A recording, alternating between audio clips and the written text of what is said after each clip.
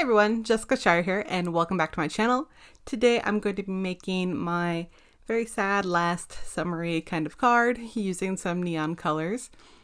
And if you're part of the Rabbit Hole Designs Facebook group or follow me on social media, I did show one of these cards already with the fishes and that really cool striped blue background.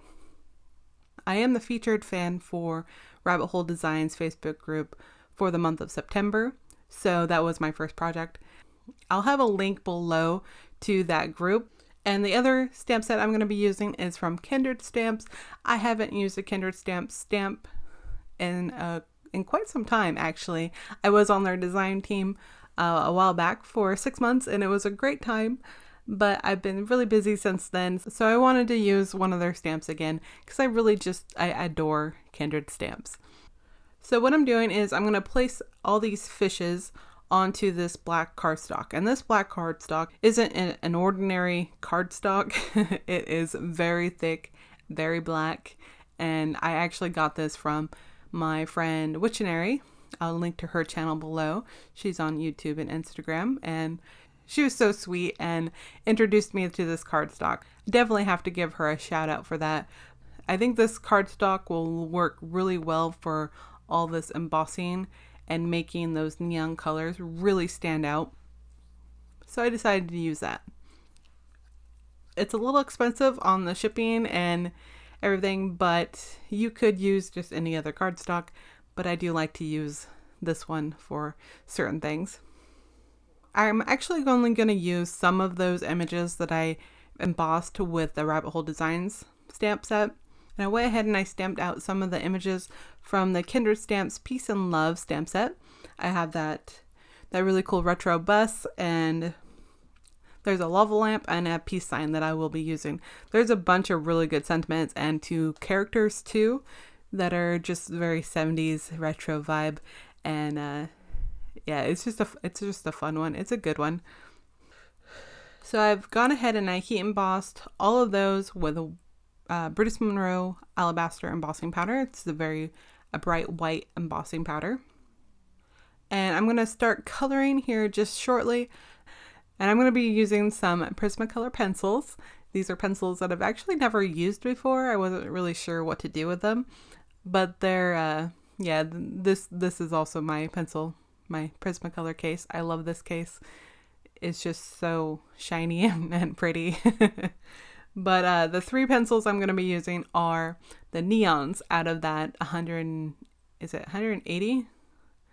It comes with the full set. I don't know if you can buy these separately. You probably can somewhere. But these 3 neon colors I've never actually used. So I'm going to sharpen them up real quick and get a really nice fine tip on those so I can get in between some of those really small areas. I just colored real quickly with the peace sign on that one, but I'm going to start with the Rabbit Hole Designs images first. I'm just going to map out my colors. I wasn't really sure where I wanted to color these, and honestly there's a lot of small areas, but it definitely does have just enough color against that black and that white to really show. And I scribbled them on that lower left hand corner just so I can see and you can see what they look like. I also have a makeup brush that I like to use for sweeping away embossing powder, the embossing powder bag, the anti-static powder stuff. That it's great for that. And also because these Prismacolor pencils are a wax base, you do get kind of that wax buildup sometimes, and a makeup brush just sweeps that away. So I do try to do just slight blending with that starfish, and I'm just coloring away, just laying down color. Once I thought I was kind of done with those, I do actually go back and color some more on those fishes, but I go ahead and color the bus, and this has some really wide open areas, which is kind of cool. So you can really see those colors show.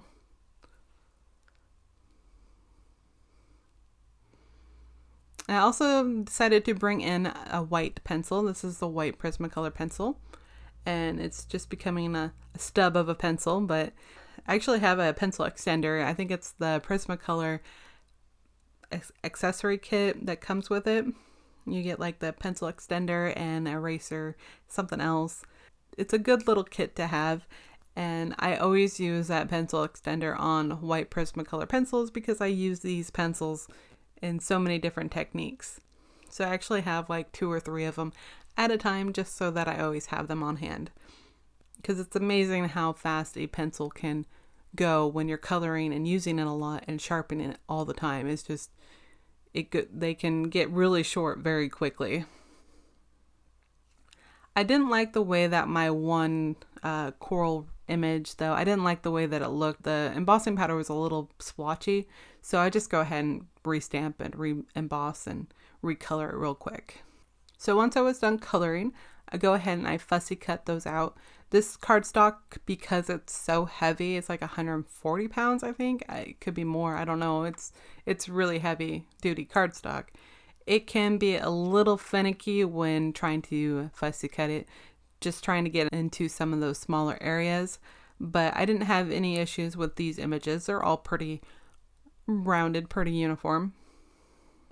And so the backgrounds I'm using today are actually some of the backgrounds I made in a video using the Brutus Monroe neon aqua pigments with a couple different mediums. It was a fun mixed media experiment and I had a lot of fun making that video, but I had all of these backgrounds left over, so I've kind of slowly used them, some of them, but I knew I had specific ideas for these two because I love these ones so much. So for my ocean scene one I'm going to use some bright colored cardstock. These are about as neon as I have in my collection. I think all of them are from Simon Says Stamp. The pink is Doll Pink. The leaf is, I'll have them listed below. I don't remember all of the names, but I'm just going to do a bunch of heat embossing with the sentiments from both the Rabbit Hole Designs and the Kindred Stamps stamp sets.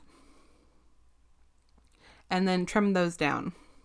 And I just stamped them all with the clear embossing powder from Brutus Monroe and heat embossed with that white embossing powder.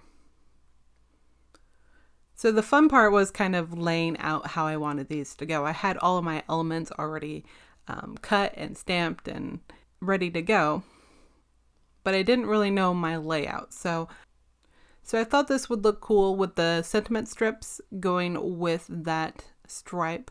And the stencil I used to make that stripe is from Kindred Stamps. It's their zebra stripe stencil, one of my favorites. That was using the blue neon aqua pigment with texture paste on top of the Simon Says Stamp soft navy cardstock. I love the blue color I got. And it just reminded me of the ocean or underwater, and that's why I chose the SO-FISHTICATED stamp set. That is such a hard name to say. To go with that background.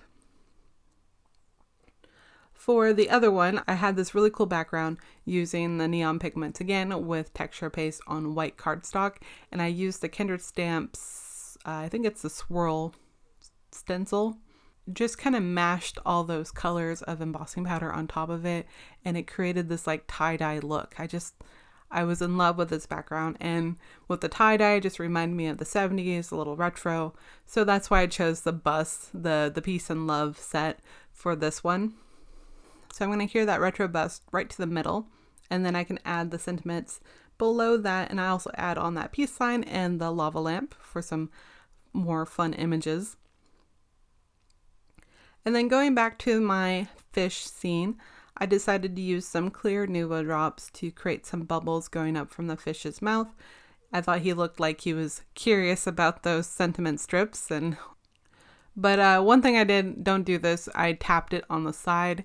And I'm used to my Nuvo drops being kind of hard because it's usually kind of cool in my room.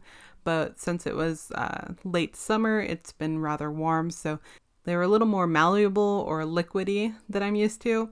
So I usually just tap it on the side and it'll even out the peak of the Nuvo drop. But this time it just kind of ran a little bit. Not to worry, I'm still going to use them. They still look fine. They still look like bubbles to me. But just be aware of the condition of your Nuvo drops, I guess. But that is it for me. That is it for this video. I really hope you enjoyed these, and these were a lot of fun to make, and I have all of the videos that I mentioned down below, including the Facebook groups that you can go to see these companies.